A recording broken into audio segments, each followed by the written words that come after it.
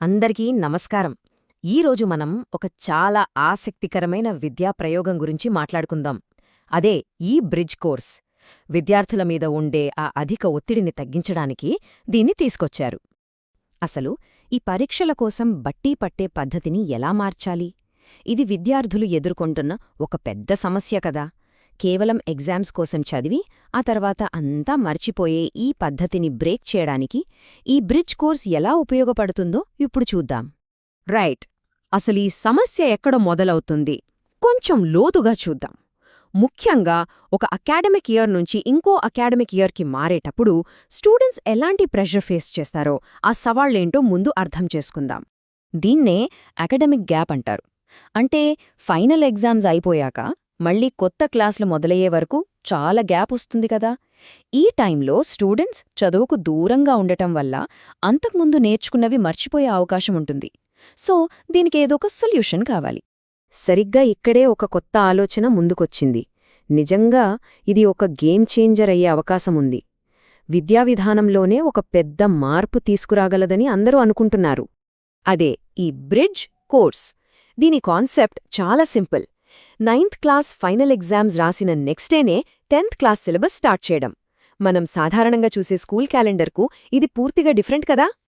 ఒకసారి ఈ షెడ్యూల్ చూడండి, ఎంత ఫాస్ట్గా ఉందో.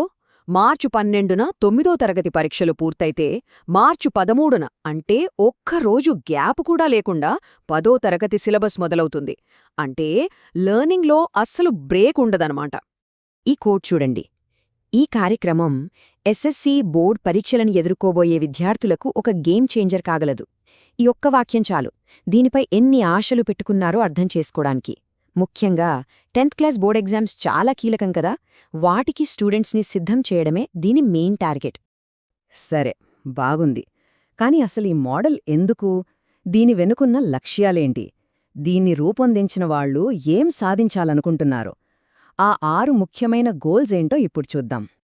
ఈ 6 లక్ష్యాలు ఏంటంటే: 1. 9th నుంచి 10thకి స్మూత్గా ట్రాన్సిషన్ అవ్వడం. 2. అకాడమిక్స్లో ఎంగేజ్మెంట్ను పెంచడం. 3. ఒక అదనపు నెల టైం దొరకడం. 4. ఎలాంటి ప్రెషర్ లేకుండా సిలబస్ కంప్లీట్ చేయడం. 5. ఏ సబ్జెక్ట్లో వీక్గా ఉన్నారో దానిమీద ఫోకస్ చేయడం. ఇంకా 6. బాగా ప్రాక్టీస్ చేయడం. ఇవన్నీ కలిస్తే బోర్డ్ ఎగ్జామ్స్కు ఒక స్ట్రాంగ్ ఫౌండేషన్ పడుతుంది. ఈ ఆరింట్లోకెల్లా బహుశా ఇదే అత్యంత ముఖ్యమైన ప్రయోజనం.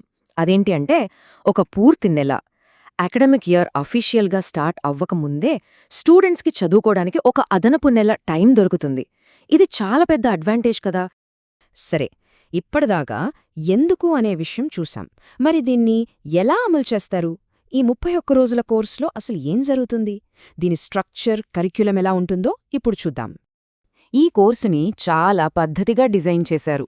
మొదటి రోజు మోటివేషనల్ స్పీచ్ ఇచ్చి లాంగ్వేజ్ సబ్జెక్టుల గురించి ఓవర్వ్యూ ఇస్తారు. రెండో రోజు మళ్లీ మోటివేషన్ ఇచ్చి నాన్ లాంగ్వేజ్ సబ్జెక్టుల గురించి వివరిస్తారు. ఆ తర్వాత 3వ రోజు నుంచి 31వ రోజు వరకు 6 సబ్జెక్టుల్లో రోజూ క్లాసులుంటాయి. ఇక చివరిగా నేర్చుకున్నది ఎంతవరకు అర్థమైందో తెలుసుకోవడానికి ప్రతి సబ్జెక్ట్లో ఒక స్లిప్ టెస్ట్ కూడా పెడతారు. ఇక్కడ మనమొక ముఖ్యమైన విషయం గుర్తుంచుకోవాలి. ఇదేదో పాత సిలబస్ను రివైజ్ చేయడం కాదు. ఇది 10th క్లాస్ సిలబస్లోని ఫౌండేషనల్ కాన్సెప్ట్స్ మీద ఫోకస్ చేస్తుంది. అంటే ఇది నెక్స్ట్ క్లాస్కి ఒక స్ట్రాటజిక్ హెడ్ స్టార్ట్ అన్నమాట. దీనివల్ల ముఖ్యమైన టాపిక్స్ మీద ముందుగానే పట్టు సాధించే అవకాశం దొరుకుతుంది. మొత్తం 6 కోర్ సబ్జెక్టుల మీద ఫోకస్ ఉంటుందన్నమాట. అవేంటంటే Telugu, Hindi, English, maths, science, ఇంకా సోషల్ స్టడీస్.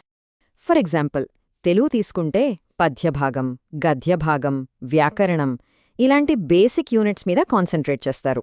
ఇక మ్యాథ్స్ లాంటి సబ్జెక్టులలో అయితే స్టాటిస్టిక్స్, ప్రాబబిలిటీ లాంటి కోర్ కాన్సెప్ట్స్ని ముందుగానే పరిచయం చేస్తారు. దీనివల్ల ఏమవుతుందంటే తర్వాత వచ్చే కష్టమైన టాపిక్స్ని అర్థం చేసుకోవడానికి ఇది ఒక స్ట్రాంగ్ ఫౌండేషన్లా పనిచేస్తుంది. సరే, ఇదంతా చూశాక ఇప్పుడు మనం చివరి విభాగానికి వచ్చేద్దాం. ఈ ప్రయోగం మనం మొత్తం విద్యా సంవత్సరం క్యాలెండర్నే మళ్లీ ఒకసారి ఆలోచించేలా చేస్తుందా? చూద్దాం. సో ఇక్కడ ఈ తేడాను గమనించండి. ఒకవైపు సాంప్రదాయ క్యాలెండర్ అంటే పరీక్షల తర్వాత పెద్ద break, syllabus tension, last minute pressure. మరోవైపు ఈ బ్రిడ్జ్ కోర్స్ మోడల్ అంటే కంటిన్యూస్ లెర్నింగ్, ప్రిపరేషన్కి ఎక్కువ టైం, ఎలాంటి ప్రెషర్ లేకుండా సిలబస్ పూర్తి చేయడం. తేడా స్పష్టంగా కనిపిస్తోంది కదా. మరి ఈ మొత్తం విశ్లేషణను ఒకే ఒక ప్రశ్నతో ముగిద్దాం. ఇలాంటి అధిక ఒత్తిడి ఉండే పరీక్షల తయారీకి భవిష్యత్తు ఇదేనా? ఈ బ్రిడ్జ్ కోర్స్ కేవలం ఒక చిన్న ప్రయోగమా, లేక ఇది దేశవ్యాప్తంగా ఒక కొత్త ట్రెండ్కి నాంది పలుకుతుందా? ఆలోచించాల్సిన విషయమే.